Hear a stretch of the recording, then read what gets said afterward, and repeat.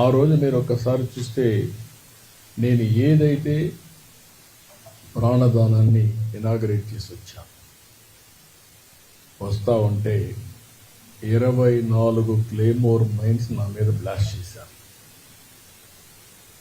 నేను ఏ తప్పు చేయలేదు, ప్రజాహితం కోసం పనిచేశాను, లా అండ్ ఆర్డర్ మెయింటైన్ చేయాలని ఆలోచించాను.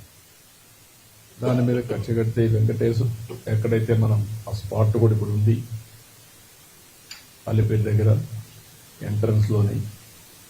అయితే ఆ రోజు అదొక మిరాకిల్.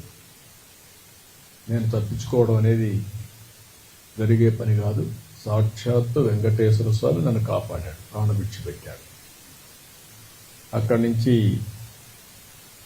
ఒక ఇప్పుడు కూడా జ్ఞాపకం ఉందని తలుచుకుంటే,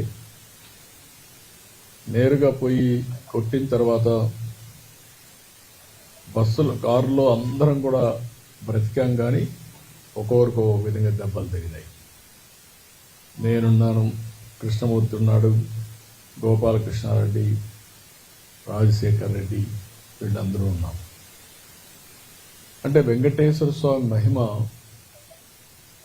ఆ ఇన్సిడెంట్ చూసిన తర్వాత ఎవరైనా కానీ అనుకుంటే ఆలోచించుకోవాల్సిన అవసరం ఉంది. 24 క్లేమోర్ మైన్స్ బ్లాస్ట్ చేసిన తర్వాత ఇది తప్పించుకునే అవకాశం లేదు, ఒక్క వెంకటేశ్వర స్వామి మహిమ ఉంటే తప్ప.